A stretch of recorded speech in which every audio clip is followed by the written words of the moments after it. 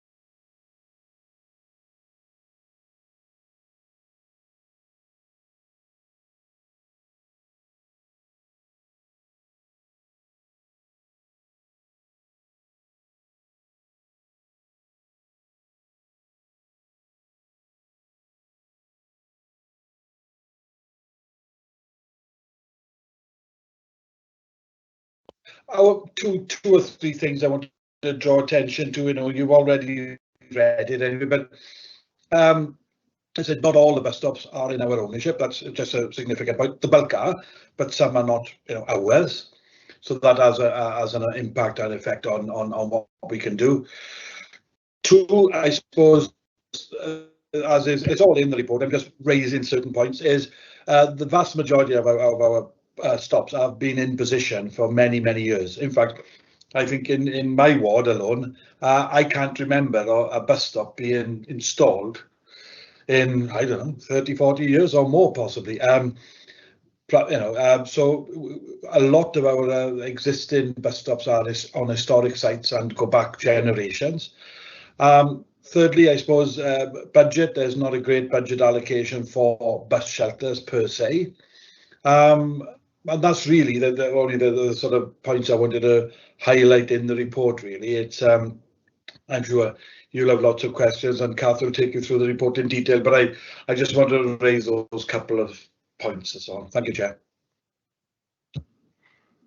I can see that Councillor White had his hand up. I don't know, it's gone now. Okay, before I started, sorry. I'll try and share my screen now, put the report up.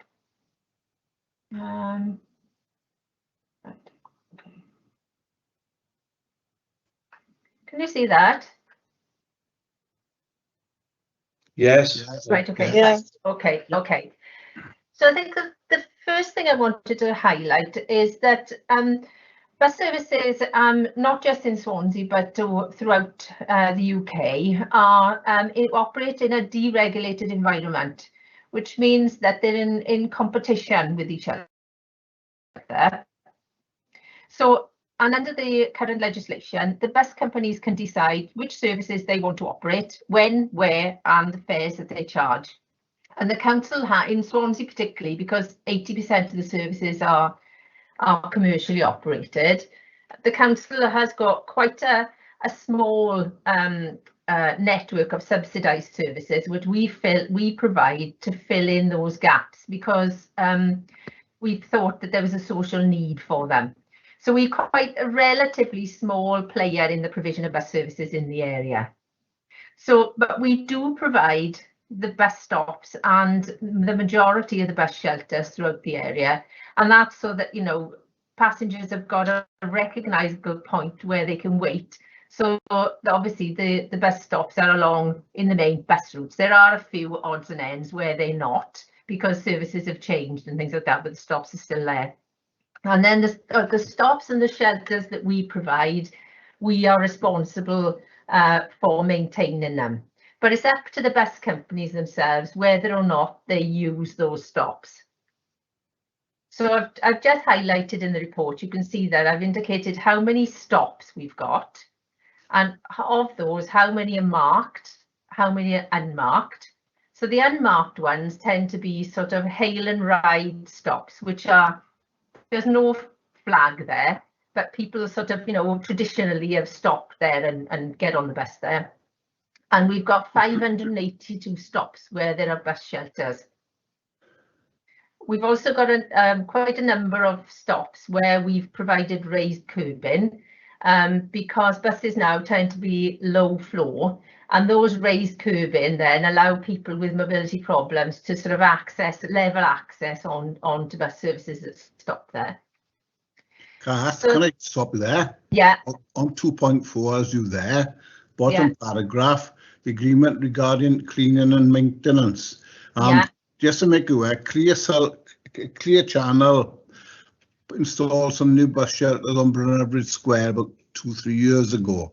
Yes, it did. They done it in sections, you know, took a while to complete. But yeah, what I've been asked by people who use the buses to go into Swansea and into Morriston, they've done the bulk of the work, but the actual the roof of the shelters where they got the glass panels, there's no ceiling in between the glass panels, so consequently, if it's chucking it down with rain, people with the bus have got to stand under the shelter with umbrellas.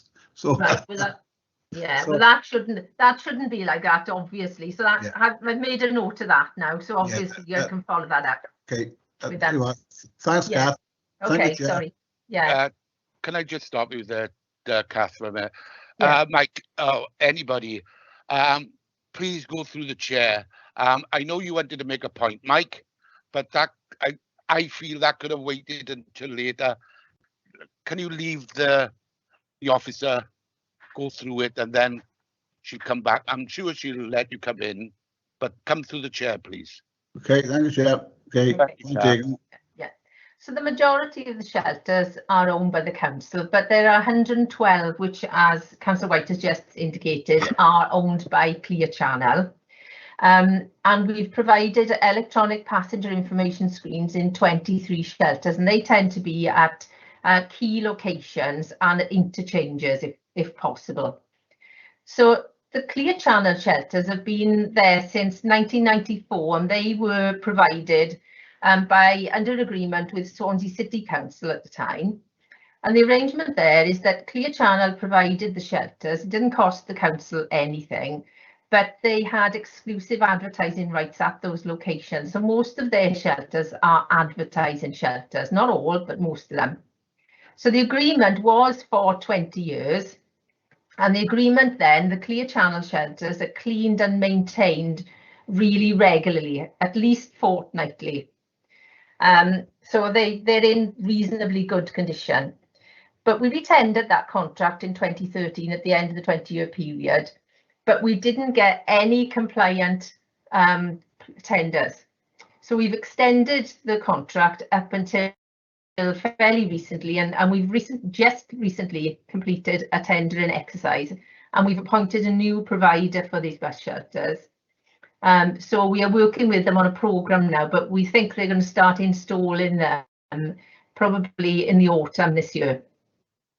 So the council-owned shelters are a huge variety, lots of different designs, construction. We've got steel, glass, brick, stone, because they're really an amalgamation of former Flew Valley Council shelters, Swansea City Council shelters. They're all different types, things that we as a local authority have installed ourselves. So you know, lots of them are over 40 years old, and some are in not very good condition, and others we put in the last few years using Welsh Government Transport Grant funding, and they are quite modern and they're in pretty good condition. And actually, the shelter that Councillor White just referred to in Hyfryd Square is one of the ones that we as a council have purchased with Transport Grant funding from Clear Channel, who also supply bus shelters generally. And so obviously they're very new and they're, you know, really good condition, apart from the leaking roof, of course. So the shelters that we own, and all the stops, we are responsible for cleaning and maintaining them. And the budget is currently £15,000 a year. So therefore, we're not able to clean them very regularly. And the maintenance tends to be reactive. It's very ad hoc. So we've got you know, lots of different shelters, different conditions. And as a result, some of them are, you know, they're gradually deteriorating. And we literally just trying to keep them in reasonable condition, but where they do become structurally unsound, then we have to remove them. So in terms of the locations where bus stops are, as Councillor Thomas indicated at the beginning, you know, the majority of them have been in the same place for years and years and years. They're on current bus routes, but there are a few where bus services no longer operate. So when we get a request for a new stop, so we'd be adding to our bus stop and shelter stock. And as I've indicated, we haven't got much money to maintain them. We always consult with ward councillors, because they are the people really who know the area really well, because bus shelters can be quite contentious things. Stops and shelters can be quite contentious. So we meet with the ward councillors, we consult bus companies, because we can't put a stop up if bus companies are not going to use it. There's no point in that. And we also consult the residents who are living in the vicinity of where we propose to put the stop or shelter. We also carry out an assessment of the site to make sure the footway is wide enough, because you have to have, there is a regulation which says the footways have to be a certain width to accommodate a bus stop or a shelter, because you have to allow for people in wheelchairs and buggies and things like that to get past it. So we also carry out a road safety audit to make sure that, you know, visibility is good. So if a bus is pulling up at that area for any length of time, that you're not blocking anybody's view, you're not going to cause a hazard for pedestrians or traffic. So we also go through that process when we're looking at removing or relocating shelters, because in some cases there are issues of persistent antisocial behaviour, littering and things like that. And so with ward councillors, then we would look at relocation, but also we'd have to relocate to somewhere which is safe, somewhere where the bus companies will use the stop, and somewhere where the residents are not going to strongly object to it. So we've got no allocated budget for any new shelters at additional sites.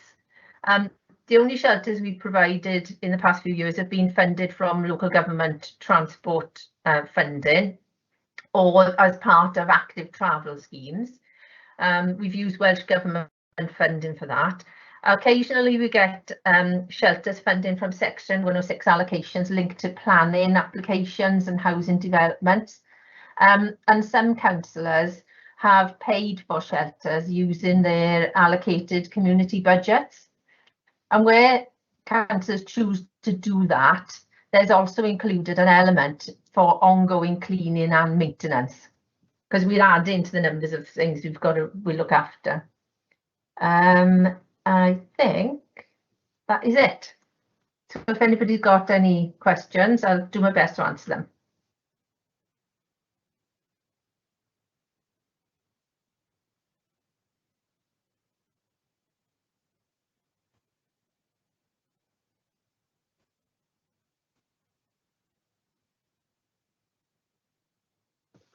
Chair, you're muted.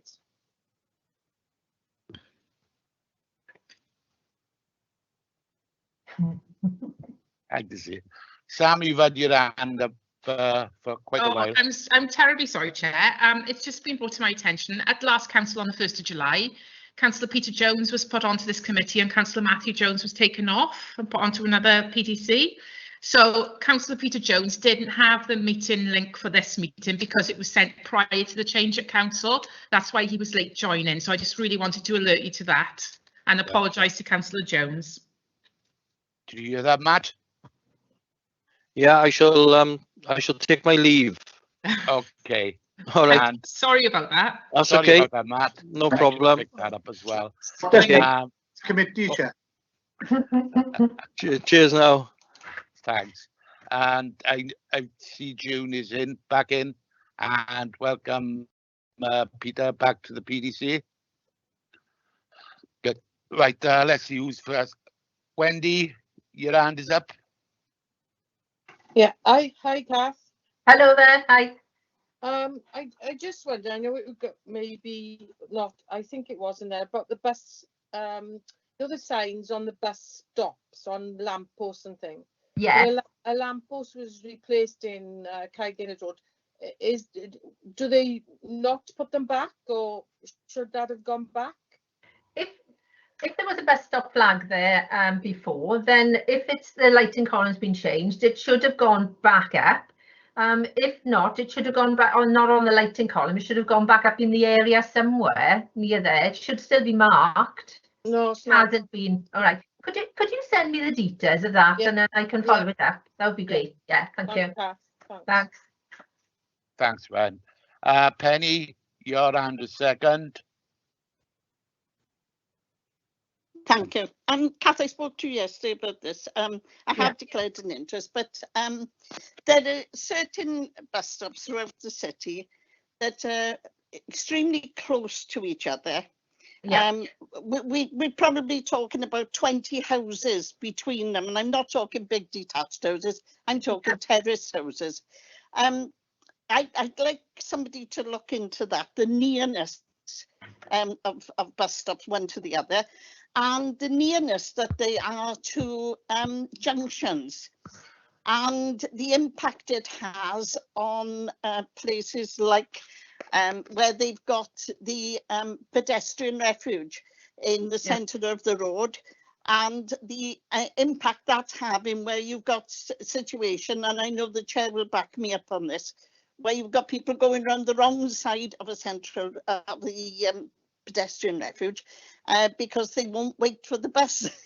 I mean, it's a silly situation, but nevertheless, it's ones that's happening, and it's an accident waiting to happen. And this is why I've asked this committee to look at this, because I'm concerned that there's going to be an accident. We're aware of it, and we need to be seen to be proactive, not reactive. Right.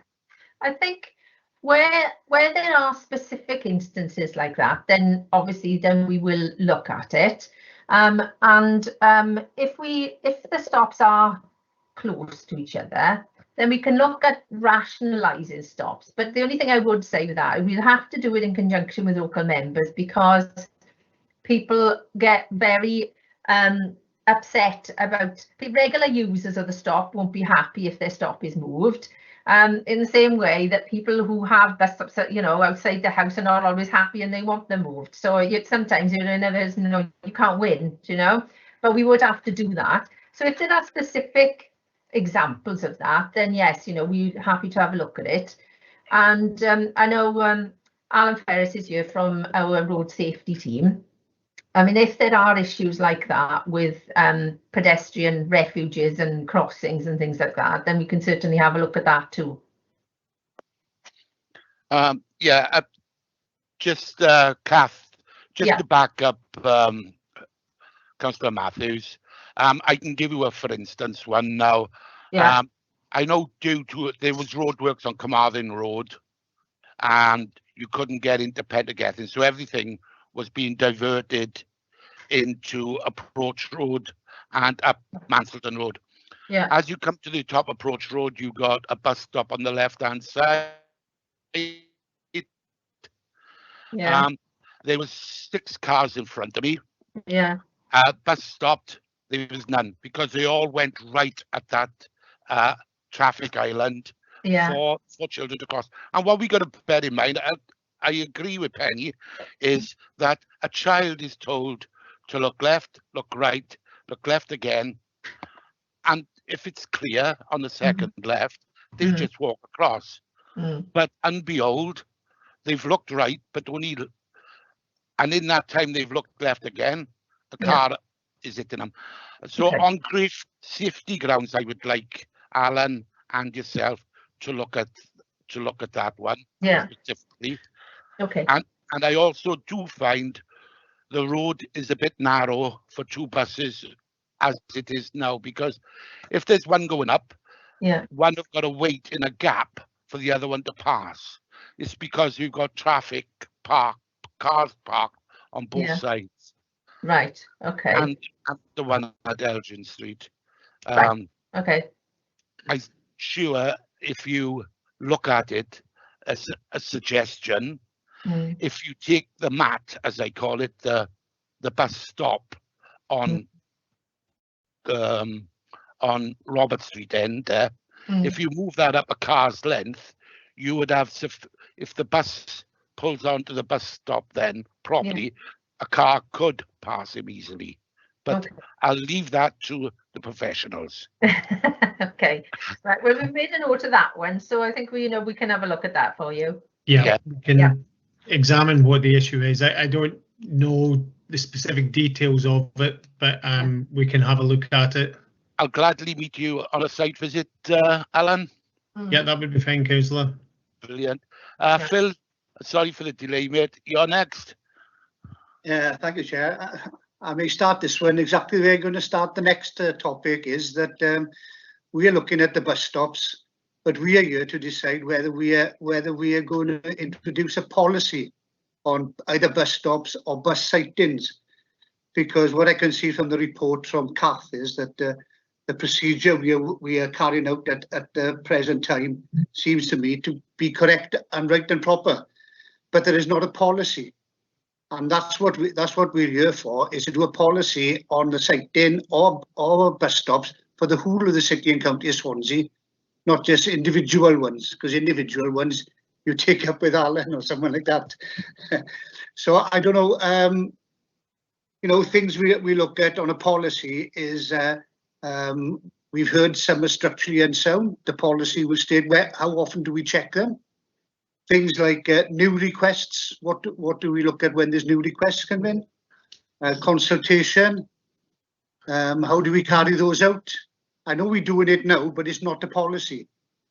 It's something. It's what I call guidelines. You look at your own guidelines, Kat does, and she follows those guidelines. So are we going to do a policy on this, or do we think the guidelines are sufficient? Thank you, yeah. Well, I would say members would make that decision. Anybody else? Any questions? Yes, Chair. June. Yeah.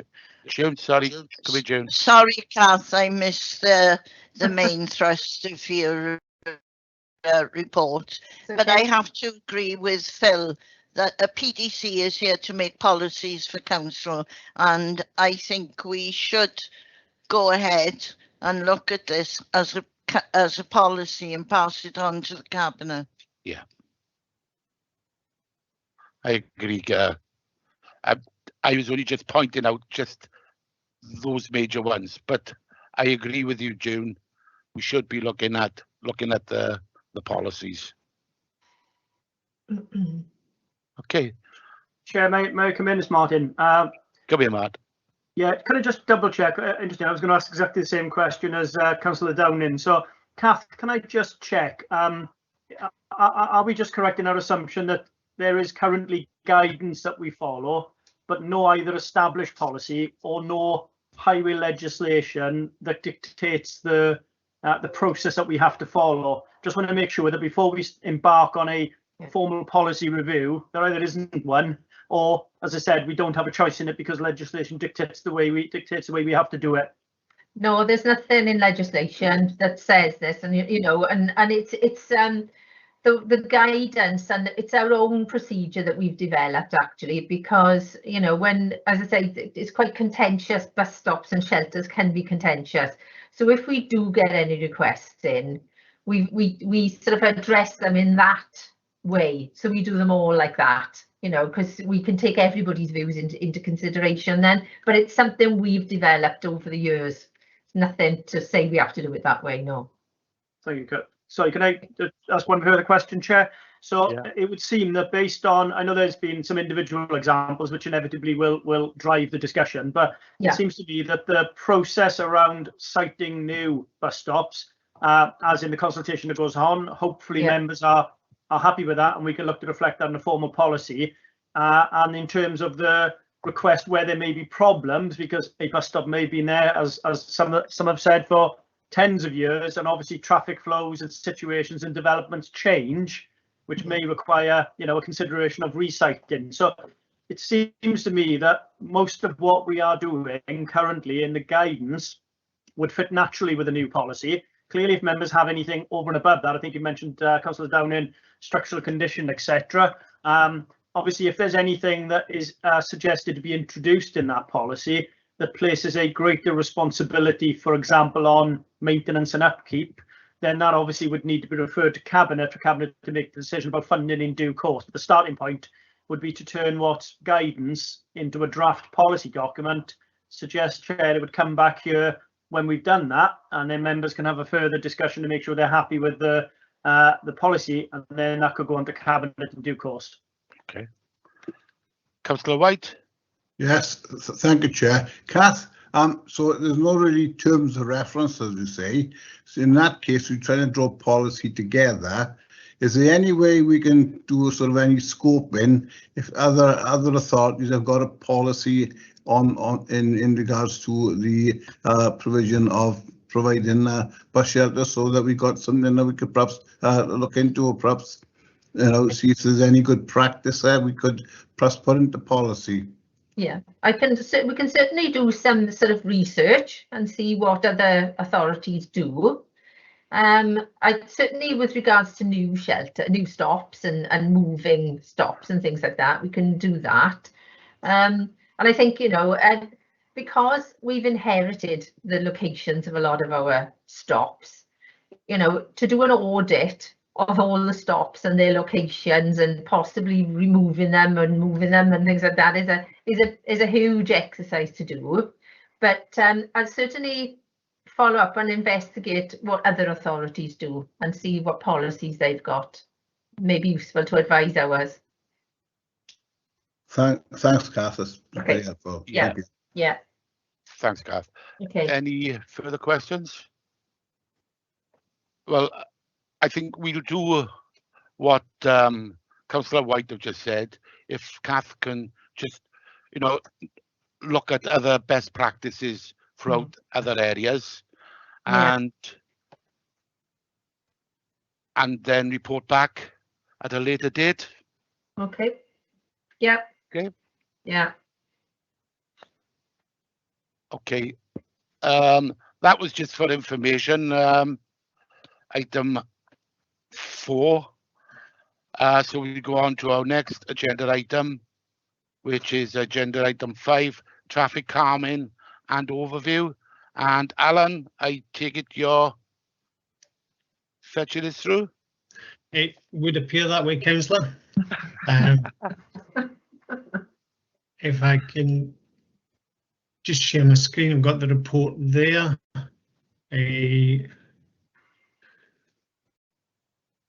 Has that worked? Yes. Yes, work, Al. Right. Essentially, I prepared a brief report giving an overview of why we introduced traffic calming and the various types of traffic calming that are out there, and I gave a kind of very rough cost against each one. I wasn't entirely sure what the purpose of the brief was in terms of communicating what information it was you wanted to receive. But in essence, we introduced traffic calming in the areas where we have concerns over collisions or the speed of traffic.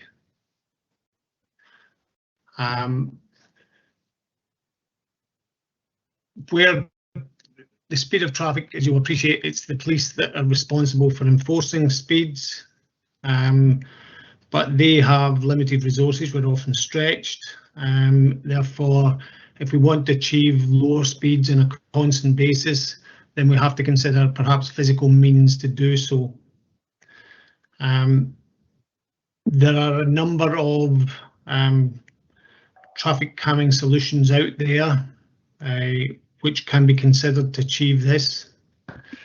I went through them in outline in the report, and I won't bore you with the majority that's in there. But firstly, the most effective means of slowing traffic is road humps. For clarity, road humps are the round-topped black hump that goes over the width of the road, the full width of the road, leaving the gutters free for drainage to continue. They're about 3.7 metres long and 75 millimetres high. In general, we would space those somewhere between 80 and 100 metres apart.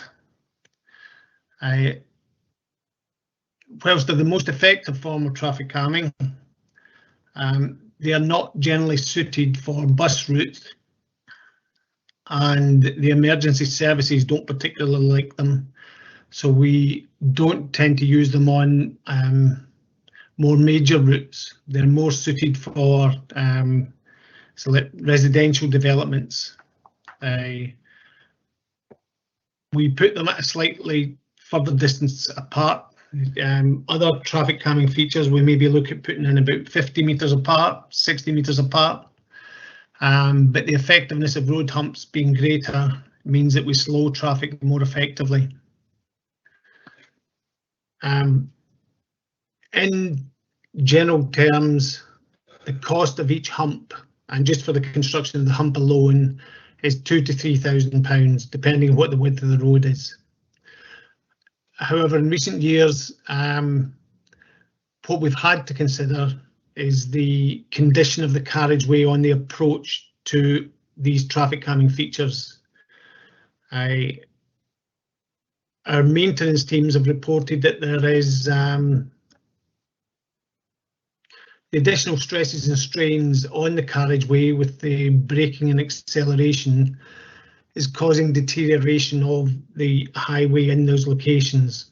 So we often look to reconstruct around the humps to make sure that there's longevity in the construction that we put in. The second measure we often consider is the introduction of speed cushions. These are probably the type of traffic calming that you would be most familiar with. They were put in extensively through Sketty Park, for instance. They are individual features where the vehicle would straddle the traffic calming feature to reduce the impact that it has on them. We would put those in at 50 to 60 metre centres. They again are very effective at slowing traffic, but wider wheel-based vehicles are not impacted by them. They straddle across the feature. Therefore, they're more suited for emergency service vehicles, so ambulances can straddle them and buses can straddle them. So we often put these in on bus routes and the busier roads serving the communities. The cost of one set, depending on how many you need, can be between £3,500 and £5,000. But you have to remember again that we're putting them in at closer centres. And on top of those costs, you've still got to think about the processing of the order and any signing that's required associated with it.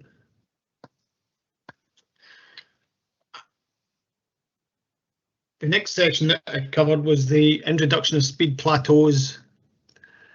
Speed plateaus are, as the name would imply, they're flat on the top and you've got ramps on either sides. Generally these run curb to curb, and we often consider this solution in kind of busy commercial areas where you might have high footfall. They are ideal for supporting pedestrian movement going from side to side. But we do have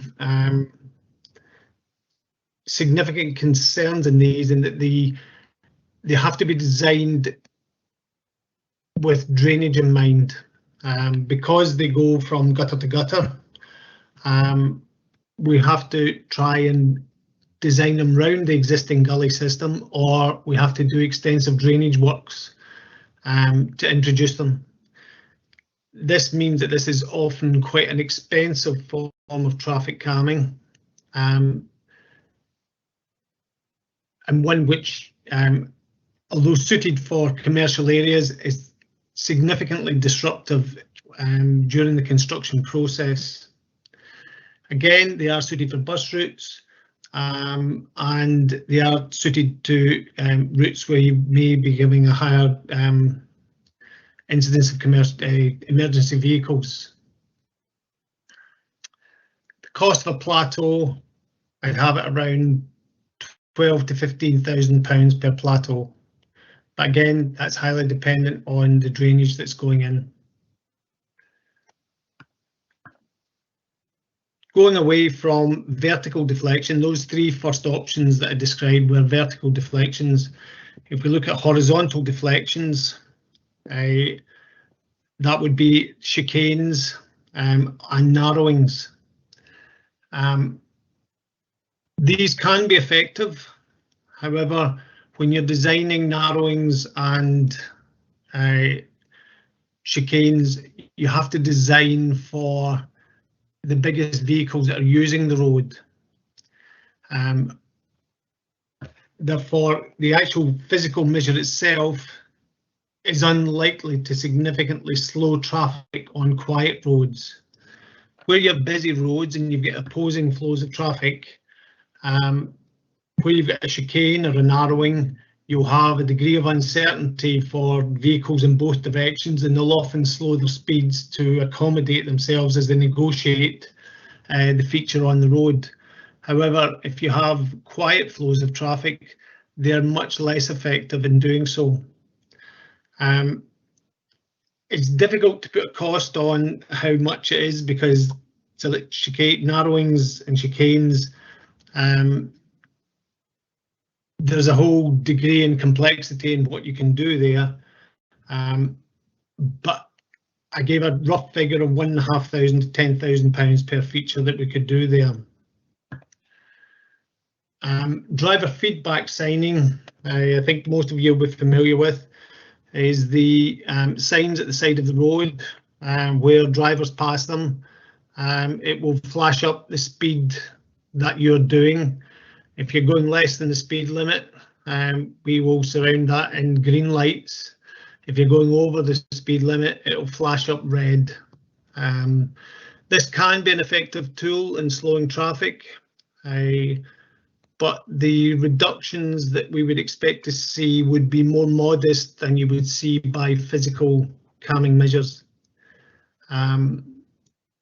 studies have shown that maybe you would see a reduction of 2 miles per hour in 85th percentile through the introduction of this signing. The cost of the signs themselves are £2,500 per sign. Significant element of the cost in that is the supply of electricity to that sign. That could increase the cost of the introduction of a single sign up to about £10,000. If there's one method of traffic calming that the public seek more than any other, it's safety cameras. Unfortunately, the authority cannot introduce safety cameras where there is no significant history of collisions. Welsh Government have guidance which requires that there are, in a stretch of road you would look at, there would have to be sufficient collisions that would be categorised as gaining 21 points.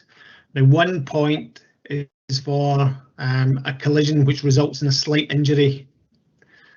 A serious injury would get you 5 points, as would a fatality.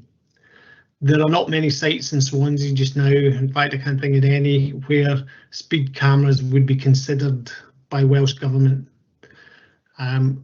We do investigate it, we do work with GoSafe and the police in trying to investigate areas where we feel that they would be of benefit, but broadly speaking, in residential areas, in all your communities, it's very unlikely that we will be able to introduce speed cameras as a solution to the issues that are being reported to you. If we were in a position to introduce traffic speed cameras, then the cost of the scheme will be in excess of 150,000. We are currently looking at putting in an average speed camera system in A4067, and our initial estimates for the cost of that is about 210,000. The final means of traffic calming that I've included in the report is psychological traffic calming. This has been shown to be effective, and essentially it's where we try and change the driver's perception of the highway. Taking away road markings often adds to a heightened awareness of the driver of his surroundings and that he's in an unusual environment, and therefore he has to take more care and consideration. However, we have trialled it in some areas. We tried it in Adelaide Street, and it wasn't warmly received by the public, where we didn't put any giveaway markings at the junctions to add that degree of uncertainty and to get them to drive more appropriately. So consequently, we had to put in giveaway markings at that. So I think it's one that's worth exploration from time to time, but it's one that has to be monitored carefully. I'm happy to take any questions on what I've discussed up until now. Okay, thank you, Alan. Peter Jones was first.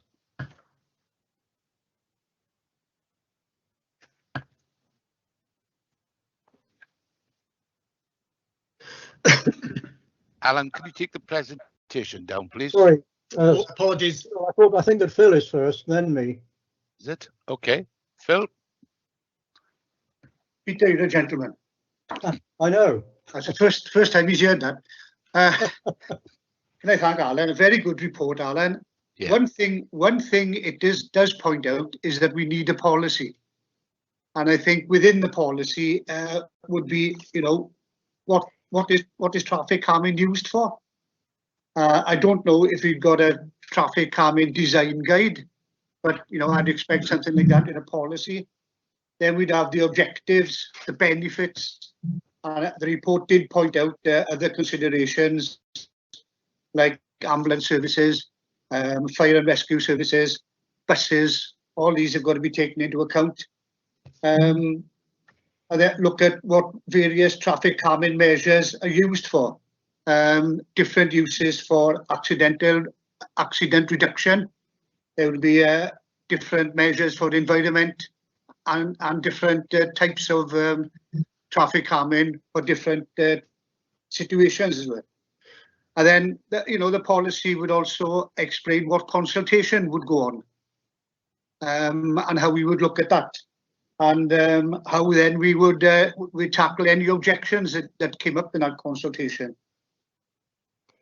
The other thing is that we could look at, by formulating a policy, is would we be looking at traffic calming measures in new developments? And don't all shout at supplementary planning guidance, but that's just something that I thought of. And I know in the report with Alan, he mentioned a lot of money because, as we know, the highway budget is under tremendous pressure, not only this, but every year. Because I think he was highlighting the costs then, because most of it comes out of the community fund with councillors. So, you know, we've got to look at the policy to make sure we don't commit expenditure that we haven't got. So I think this policy will take quite a while to put together, and I don't know whether we should have like a working group or something like that to put this one to bed. Thank you. What I would say on that, councillor, is it's very difficult to pinpoint any particular benefits to a type of traffic calming without knowing the site specifics that we're dealing with. I think it may well be worthwhile to develop a policy of when we introduce it and what the characteristics are, but I think it would be difficult to write the policy that sought to narrow down the type of traffic calming that was selected to deal with any specific issue without knowing the overall characteristics and environment of the site. Yeah, just coming back to it, well, the policy would say that, Alan. Yes. Yeah, that's okay. That's fine. That's. Yeah. Thank you, Phil. Peter? Yes, thank you, Chair. I'm glad to be back on this committee again. And apologies for arriving 10 minutes late. I desperately tried to get on, but never mind, I'm here now. I wanted to talk in particular about 20-mile-per-hour zones, speed limits and so forth. Now, I'm sure members will all be aware that the Welsh Government is currently carrying out an exercise into the viability and effectiveness of 20-mile-per-hour zones across Wales, with a view to introducing legislation that would make it 20-mile-per-hour zones effectively the default option in residential areas across the country, including, of course, here in Swansea. This is something I would personally strongly support. I think there are obvious benefits in terms of safety, particularly for pedestrians, for children, for cyclists, and so on, and also for motorists themselves, if they should choose, I hope, to observe the 20-mile-per-hour proposed speed limit. But of course, it will also have the effect of, depending on the extent and scale of its implementation across Swansea, will have an effect in terms of the concerns about impacts between, say, 30-mile-per-hour and 20-mile-per-hour zones. If 20-mile-per-hour becomes the default in place of 30-mile-per-hour, then that consideration, that concern at least, will be very much reduced. But this is something that we looked at, incidentally, in the Natural Environment panel in relation to air quality. And one question I have is, if 20-mile-per-hour does become the default option across Swansea, what impact will this actually have on air pollution from traffic in terms of slower moving traffic? Will it have no impact? Will it have some impact? Will it even make it worse? I mean, something I would welcome some clarification on. I live in a 20-mile-per-hour road, Dillabesh Road in Sketty, and my final observation in relation to that, again, it's referenced, of course, in the report, the whole problem of enforcement of a 20-mile-per-hour speed limit. I can tell you from daily experience, just looking out of my front window, it ain't being enforced and it ain't being observed by most motorists most of the time. They're certainly going at 30, 40 and sometimes up to 60 and beyond in terms of speeds. And I don't blame the police for that. Unless they can't be here, they can't be enforcing it. It's up to motorists themselves. But if 20-mile-per-hour speed limits are going to work, there's got to be a culture of observation on the part of motorists here and elsewhere. So just to sum up then, what will be the effect on air quality? How are we going to deal with the problem of enforcement, given that many motorists seem determined to ignore this particular speed limit? And what do we think will be the overall effect on calming across Swansea? Thank you, Chair. Alan? I'm afraid I don't have a hard and fast answer for you in terms of the environmental question. I think it depends on the characteristics of each individual site as to whether emissions are increased or decreased, depending on how you manage the flow of traffic. I think that well-designed traffic calming schemes, where you manage to get vehicles to go slow and stay slow, are much cleaner than those where you have an acceleration and deceleration pattern between the various traffic calming features. There are studies have been carried out, and I think that the last one that I looked at suggested that there was a very modest increase in air pollution as a consequence of traffic calming schemes, and essentially you had to balance that against the improvements that were on the ground. However, I would like to have the opportunity to review that and come back to you in more detail going forward. Thank you for that. I mean, I'm certainly aware from your own report that some sort of speed calming measures, road humps and the like, can lead to an increase in a small increase in traffic pollution. But yeah, I think it would be interesting to know what will be the effect of 20-mile-per-hour speed limits across the board in residential areas. I would hope that the Welsh Government study, which is in hand at the moment, will have included that as a consideration in thinking about the viability and desirability of such schemes. Thank you. I believe that to be the case. In terms of enforcement, what I would say is prior to Welsh Government's ambition to make 20 miles per hour the default, the police only enforced 20-mile-an-hour limits outside of schools. However, they've now dropped that and are enforcing 20-mile-an-hour limits more widely now. Okay, thank you. Thank you, Chair. Thanks, Alan. I can see Mark Thomas wanted to got his hand in. Yes, okay, Chair. It wasn't to address the question that Councillor Jones raised, but I suppose we'll all be wiser once the Welsh Government have. They've got 8 pilot trials going on in 8 different authority areas, as Councillor Jones knows. So I suppose once that's completed, there'll be some more evidence. My own opinion, and it's sort of unqualified, but you know, my own opinion is that 20-mile-an-hour zones themselves would lead to a decrease in air pollution because of the points Alan made. But that's based on traffic slowing down and going at a steadier pace. Where the issues tend to arise is when you supplement or introduce a lot of speed control measures. So you then introduce the acceleration, deceleration, and that tends to be. But if you just turned every street into 20-mile-an-hour zone and no traffic calming measures at all associated with that, my expectation would be that air pollution would improve. So it's this, but just on the reason for my intervention, Chair, look, the report is there and there's lots of questions and Alan's done it well.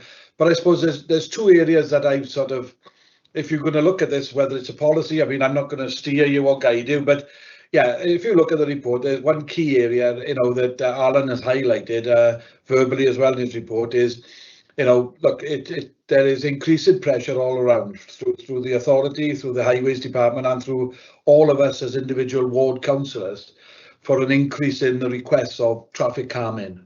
Everybody wants them, but they don't want them outside their house because they as I said, these traffic calming measures are not welcome by every member of the society. I can assure you of that. It's very much a sort of pepper sort of approach. But I suppose what is of a concern, and this is obviously as cabinet member for highways, is where we are introducing these speed humps and speed plateaus, and that it has been proven now to have a detrimental effect on the impact on wear and tear on our existing highway network. So every time we do these, there is a cost effect, a negative cost impact on the rest of our highway. So we're having to intervene more often, more frequently at higher costs, and there's not been any extra funding provided for that to date. So that might be an area a committee would want to look at. And the other one is when we talk about policies and guidelines. Previously, within highways there are guidelines, certainly, if not policies, about when we as an authority would look to introduce traffic calming measures, and Alan's touched on in his report the criteria is there. It's where there's been a number of accidents, injuries, where there's been a number of proven incidents, where etc.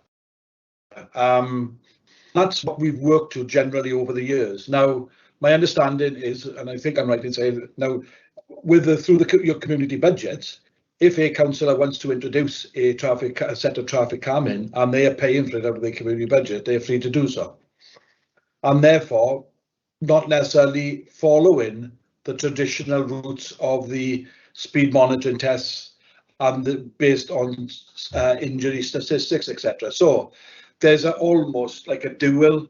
At the moment, we are running two systems.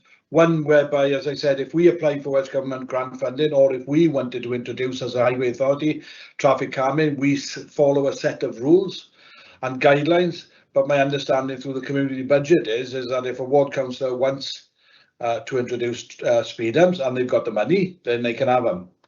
And I suppose there's a good area that I would certainly like the committee to look at and consider and give guidance on, because it's a little bit of a mismatch. And it sometimes can cause a bit of tension as well. So that's the only input I wanted to make, and I'd be grateful if the committee would consider those two areas when they go on to look at this as well, please. Okay, thanks, Mark. June? Yeah, a number of points, Chairman. Firstly, I think it's too early to start making policy.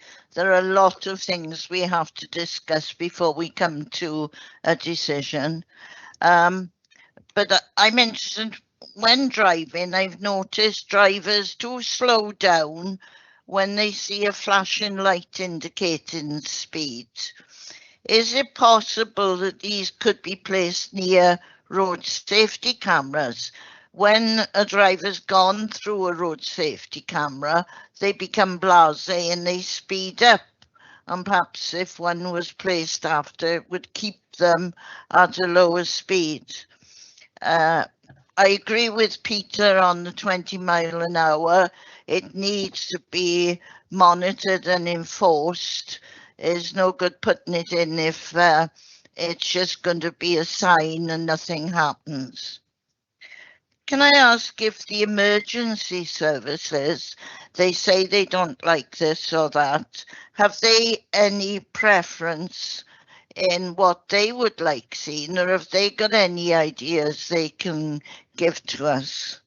And lastly, Mark spoke about members' allowances paying for schemes.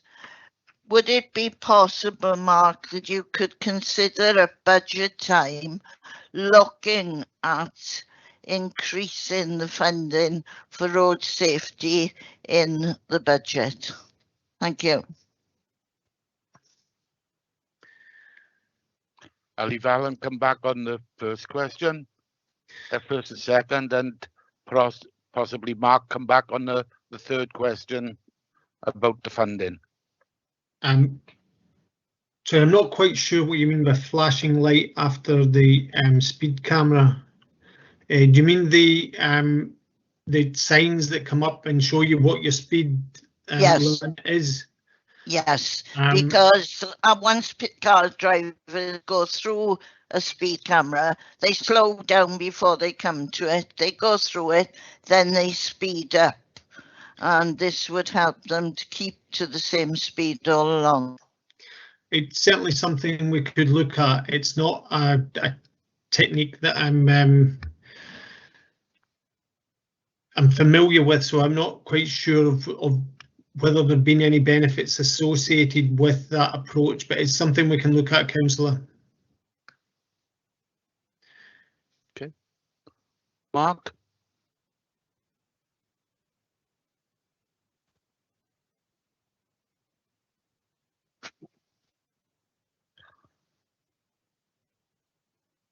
Mark Thomas, can you come back and answer June's second part, the third part question? Sorry, Chair, can I ask June to repeat it, please? I missed that. I'm very sorry. Okay. There are two. Have the emergency services indicated their preference, or have they come up with any ideas themselves? And the main one for Mark is a lot of the schemes are paid for out of members' community budget. Would you consider at budget time increasing, if possible, the budget for road safety? Right, well, certainly on the first one about the emergency service, I don't know, June, the answer to that, but I'm sure they have an opinion. I can see Alan he can answer that now. Something's come to mind, but certainly on the I mean the budget for community budget, as we all know, has increased substantially over the last 5 or so years from what it was initially, and you're talking about community councillors' budget, community budget you're talking about now, June, yes? No, your budget, Mark. Oh, our budget. Well, yes. I mean, obviously, our allocation is what it is. I mean, we'd welcome any more allocation into our budget for any sort of project, particularly for road safety. But we're obviously having to work within our current budgetary constraints. And we are doing a good job of it, but we can always do with more money, and I would certainly look to get more money in for that. Absolutely, yes. In respect to the emergency services, we consult with all emergency services on each and every scheme that we do. They've indicated in the past, particularly ambulances, that they don't like speed humps in particular. They cause a jolt to patients who are in the back, and bus companies have come back with the same thing on bus passengers. So we try and avoid those on bus routes and routes where you would have, emergency services might be more prevalent. But have they any ideas of their own that they can discuss with us?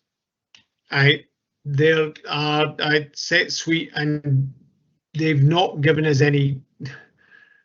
They wouldn't have traffic engineers employed that they would come up with ideas, but they will have people employed to comment on ideas that we come up with. Okay, thanks, Jude. Thanks, Alan. Paxton. Thank you, Chairman.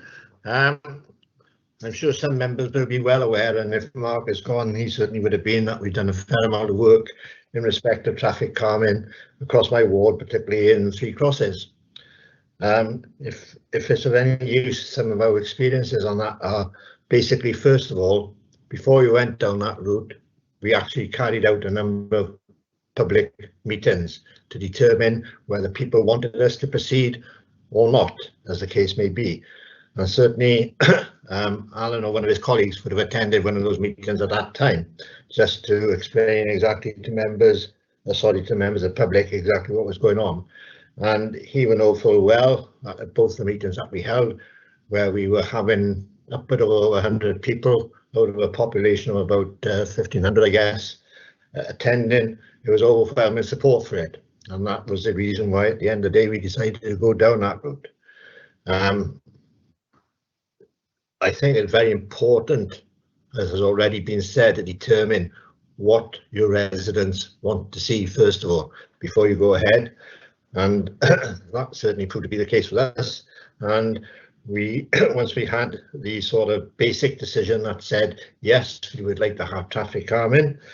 The second meeting then was in terms of not the impact, the type of calming that we were going to install and the design of it, and that was also overwhelmingly supported as well in terms of Humps, because it is recognised, unfortunately, that if you do cushions in particular or any other mechanism, then you're not going to get all traffic slowing down to the speeds that you require.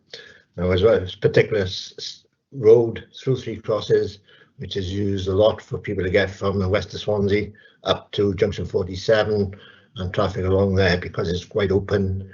Very little psychological traffic calming there, I have to say. The speeds were quite high, and we have dropped the speeds quite dramatically in those areas, and certainly Alan could give you those figures.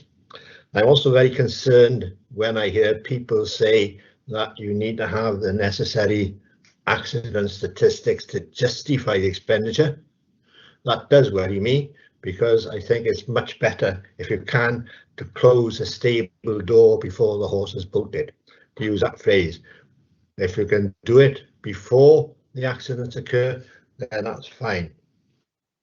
We completed the exercise in 3 crosses in 2 stages, basically. Initially we went to 20-mile-an-hour zone across the village, and that certainly did marginally reduce speeds, there's no doubt about that, but obviously it doesn't stop it significantly, or didn't drop the average speeds in specific areas significantly, I should say. And that is why you go for traffic calming as well, to basically ensure that people do, by and large, then have to keep to those sorts of speeds. Unfortunately, nobody likes to put traffic calming in, because obviously it is going to impact on the people who want it as well as the people who don't want it, and you're never going to get 100% support for it. And there will be people who've got problems with bad backs and things like that, who will not necessity need ambulance services or whatever, who are going to feel the effect of it and will be totally opposed to it. But you look at the majority decisions at the end of the day. The only other thing I will add in specifically as far as 3 crosses is concerned, a couple of years after we put in the system, all the traffic calming, we were carrying out a survey by the Community Council covering a lot of specific topics. But one of the topics we did ask was what people thought of the traffic calming. Figures we had back, we had about 20% response to the survey we sent out, which is quite remarkable by my experience and what we've had previously, and which you would normally get on those sorts of things for any council who's carried out that sort of survey. 20% is really a very high response. But of that 20%, 68% said they fully supported the traffic calming. 16% said they were against it, and the other 16% weren't too bothered either way. So on that basis, I think it showed very, very clearly that what we did was really well supported within the community. And it's those sorts of lessons, I think, that can be passed on that we had in terms of carrying out, first of all, the consultation to see what people want, then talking obviously to Alan and his colleagues in terms of designing systems to suit that, and then checking up afterwards to make sure, hopefully, that you have got the right decision. I think that system has worked pretty well. Now, how you put that into a policy, I'm not that sure, but it's certainly something that we could be considering as a committee. Thank you, Chairman. Thanks, Bugs. Mike White. Thank you, Chair. Yes, Alan, as you know, everybody screams out they want traffic measures now, Humps and that, but can you just clarify, in a community where you've got a highly populated area of residence parking bays, if you implemented speed humps, would this then reduce the number of the bays that would be in that street? Because I'm just going to example, like the ward I am right on top of the Liberty, and it's essential, the same as the joining ward in Bournemouth. It's essential that we've got traffic residence parking bays there to help the local residents. But just for clarity, because if we are going to go to hopefully to form some policy, that information, the nuts and bolts, are all included within that information within that policy. If you just clarify that point, Alan, I'd be very grateful. Okay, not a problem. Generally speaking, traffic calming will not impact on parking. Depending on the exact circumstances, we might try and use parking to form part of the traffic calming and use people parking to narrow the carriageway and put islands perpendicular to the curb to define the start and end of the parking zone.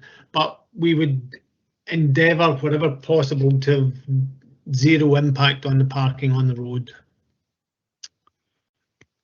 Okay, fair enough. Because I was perhaps of the opinion that by putting the humps right across the road, it would have actually reduced the number of residents parking bays. No, you can park on the traffic calming feature unless they go in with a traffic regulation order. But we would discuss whatever solution we come up with. There would be reasons behind it. Occasionally we might try and build the curb out to make it more attractive for pedestrians to get out to see beyond parked cars. So I can't say it would never have an impact on parking, but as much as possible where parking's at a premium, the solution that we come up with would take that into account. Okay, thanks, Alan. Okay. Can I ask a question as well, Al? With this stopping and starting at these speed humps and slow it down, also it does damage the road surface. But have you done any thing on air pollution, and also with them braking to slow down, air dust, brake dust and all that? Is there any information on that?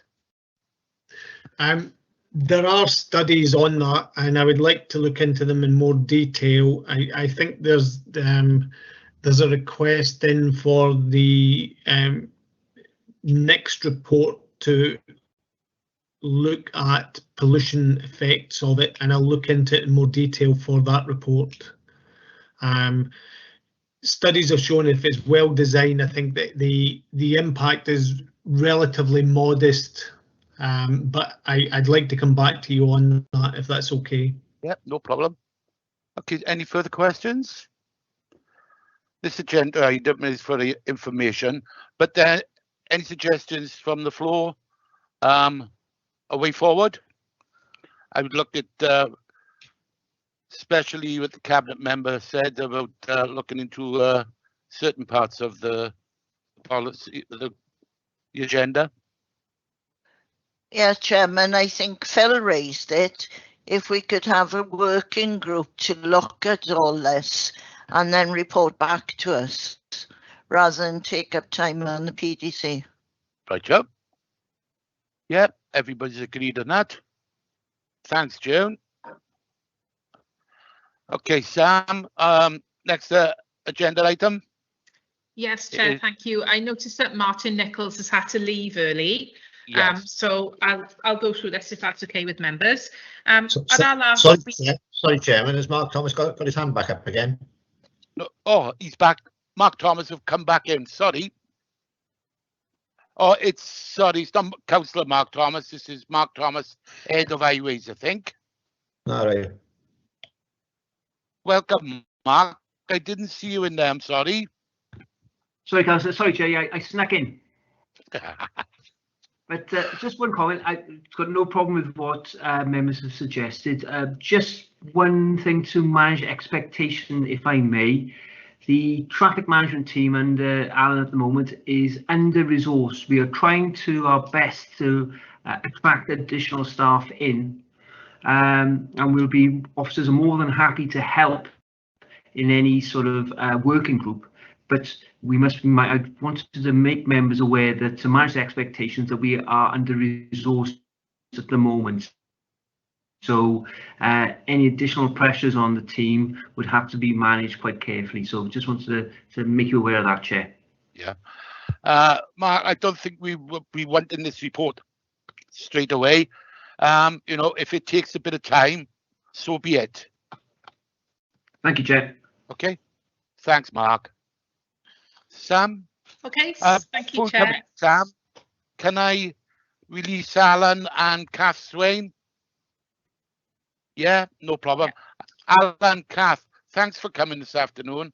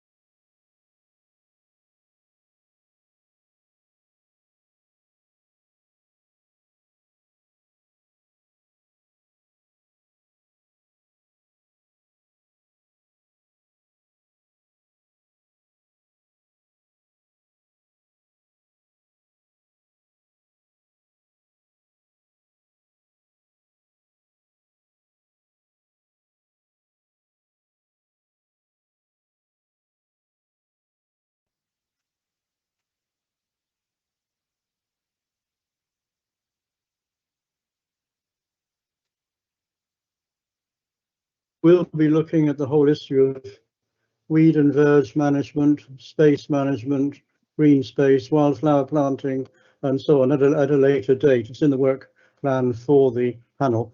But otherwise, the point I wanted to make in relation to the responsibility of this committee under the environment head, do we have a role in relation to climate change and climate change strategy? When the council is currently developing its action plan, which I'm told might be available in some draft form or other, certainly by the end of the summer. I'm just wondering, will that be coming to this committee, or will it? I mean, I will certainly make sure it goes to my natural environment panel. But this is a policy committee, and I'm just wondering, should it be coming here? I would have thought it should. Under environment, I would have to get guidance on that, but I think so. Chair, would I be able to send Martin an email following this meeting and get some advice from him? I'm pretty sure it would need to come back here, but obviously I don't want to commit anything in his absence. So is that okay? Yeah. Yeah. Yeah. All right, Peter? That's okay. Thank you, Chair. Okay. Okay, Sam. Thank you. So our next committee meeting is on the 16th of September. We've got future citywide workforce. And Martin's pretty much then, apart from that one, which is quite a large agenda item, plus possibly the biodiversity item, we've got 2 items per meeting then going forward into next year. The only date at the moment that hasn't got a meeting date allocated against it is the New Wales Transport Strategy, which I think is still very much being worked upon. So are there any other issues that have been missed that members wish to raise? No. No? Nope. There we are. Okay. And I will ask Martin to update us on the two issues that have just been raised now, the climate and the online canvas. Okay. There's no other business. Our next meeting is on the Tuesday. Chair, before you go. Go ahead, Phil. I did have my hand up earlier, then I took it down because you finished with Peter. What I was going to say is, no, Peter's got a scrutiny group that's looking at something that we could be looking at. Then we should be getting that report because scrutiny are scrutinising and coming up with suggestions, and then we could use that as part of a policy. Right. Yeah, I agree with Phil on that. Rather than us do a policy, and then the scrutiny look at it and tear it apart and say that's not what we suggested. So it should be done the other way, like. Anyway. Well, Chair, through you, what we shall be doing in scrutiny at the end of this year is looking at current practice in relation to weed management and roadside verges and so on. It's something we look at periodically. It was a recommendation in the Natural Environment Inquiry Panel report from 18 months, 2 years ago. So we're sort of monitoring the position. But certainly it doesn't, well, in a sense, it doesn't matter quite from my point of view which way round we look at it, whether your committee looks at it first or my panel looks at it first. If this committee comes up with a policy before then, that will be something that scrutiny will then also look at when it comes around to that particular place in the cycle. It's a circular thing. Chicken or the egg? Keep it under review. Thank you. Okay. Do you want to come back on that? No. Jude, yeah. Yeah, I think when Robert Francis, the cabinet member, came to speak to us, he did ask us to look at planting, grass cutting, etc. And I think we should go ahead with it. Yes. Yeah, I would agree with you. Yeah. Okay. That's it. There we are. Chair, sorry, I beg your pardon, Chair. So would you like me to put that, have a word with Martin so we'll get that onto the work plan and get a sensible date in for discussion for that? Yes. Yes, there we are. No problem. Okay. Chair, perhaps we could defer the poll or online survey so it can be part of that report and as soon as possible. Gotcha. So what you're saying is, June, we won't hear it in the PDC until the survey comes back. Is that right? No, the survey has already been done, I understand, and there are results from it, but we should take that in conjunction with the report on this. Okay. Okay, that's noted. Okay. Thank you, boys and girls, for your time, and see you on the 16th of September. Thank you. Cheers. Thanks, Sam. Bye-bye. Bye-bye. Bye. Thank you, Chair. Thank you, Ed.